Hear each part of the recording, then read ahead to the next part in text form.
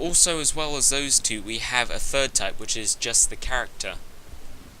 And a character is from 0 to 255 characters long, and this you can also supply a maximum length if you want to go smaller. And now, say you have a case where you only need 100 characters. How do you decide whether you want to use a character or a var character? Obviously, you're not going to use text, because text you can't limit the maximum, which would just make it reserve more space than you actually need. So how do you choose between a character and a var character? Because there is a difference. Apart from, if you only need 100 characters, of course, if you need more than 255 characters, which is the limit of a character, you need to use a var character or a text field. But how do you choose when it's less than 255? Well, the difference between a character and a var character is that if you have a character of size 20, and you only, when you insert a row into the table, you only supply 10 characters for the size 20 character type, the size 20 character field, then the character type will fill in the remaining 10 places, with spaces. Okay, I think it pads it on either side, so it evens it out. But so resultingly, you get a value which, even if you supplied less than the maximum, it will end up using the maximum because it will pad it on the other side, which ends up using more space. And that is not true for var characters. They only store as much space as you supply characters. Also, it's in var characters, it's the length of the string plus 1. So if you give it 10 characters, it takes up 11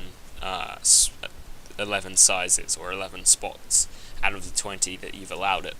Now, the other thing is that, let me just check the time, guys.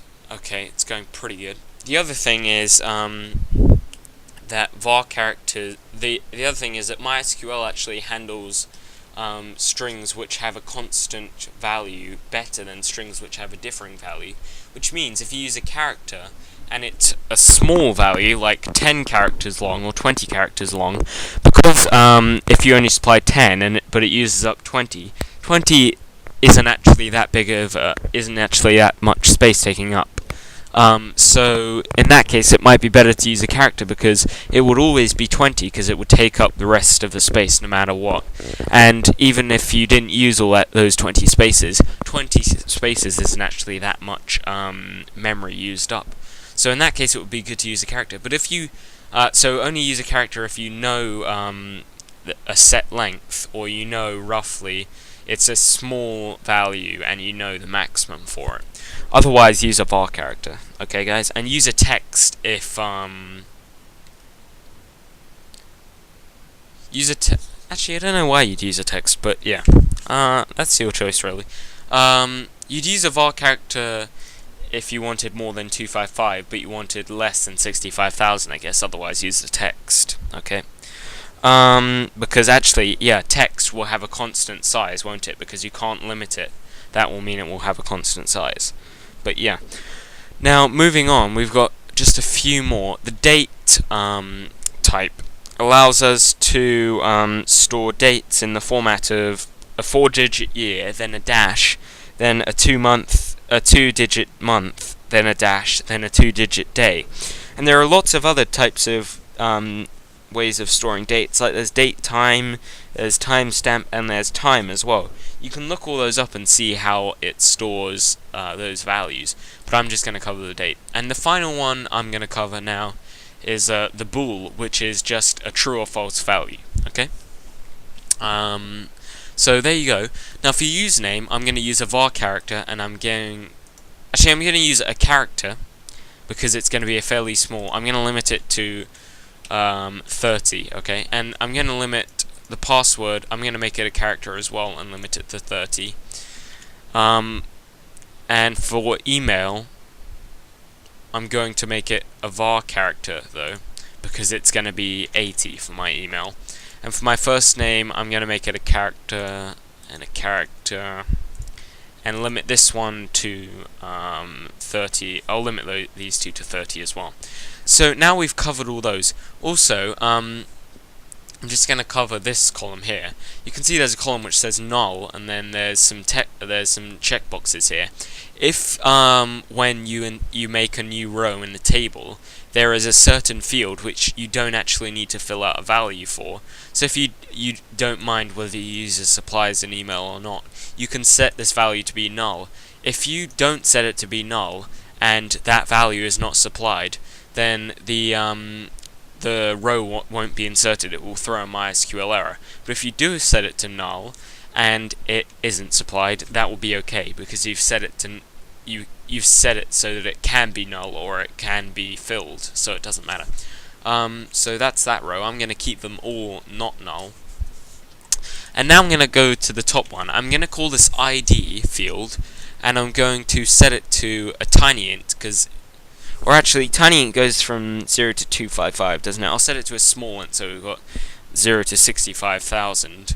And also, when I set it to a small int, it's actually a signed value, so that's from minus 32,000 to plus 32,000. So I just need to go across and set the attributes of that to unsigned, which will make it unsigned, of course. And also, I'm going to hit this checkbox on this a_i. That stands for auto increment, which means when I insert a row in my table, I don't have to supply the ID, because MySQL will automatically work it out based on the value of the previous row. So that if on my first insert the previous row was 0, because there is no previous row, so the next row will be 1, and MySQL will automatically work that out. Then the next row will make it 2, and you won't have to tell it to be 2, because it will automatically work it out, because I've set this AI, which stands for auto increment, to true. And finally, I'm going to set the index to primary. Now what this means is every table in MySQL needs a primary key, and if I just I need to look for this thing on primary keys, guys. It's somewhere here. Oh, wait, I think I passed it.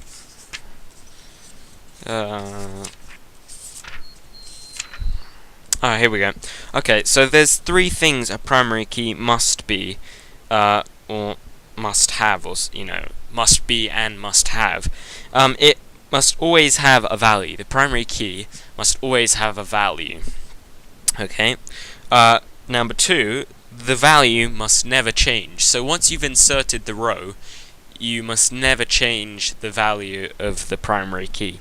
And number 3, the final one, is the value must be unique for every single row in the table. Okay, so every single row must have a unique primary key value. So in this case, I've set it to be an integer, and it will be auto-incrementing. So of course, because it's auto-incrementing, it's always going to be a difference of 1 between each row. So it's going to be unique. It's always going to have a value, because I've set it to auto-increment. So even if I don't supply the value, MySQL will automatically supply the value because it's auto-increment.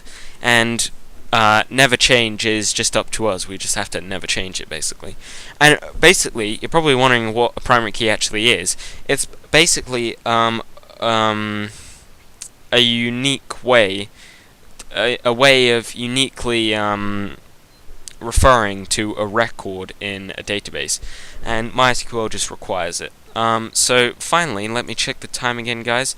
Okay, 18 minutes. I'm going to finish this off now. We've created our database, we've created our table, and next tutorial we'll be looking at some SQL syntax.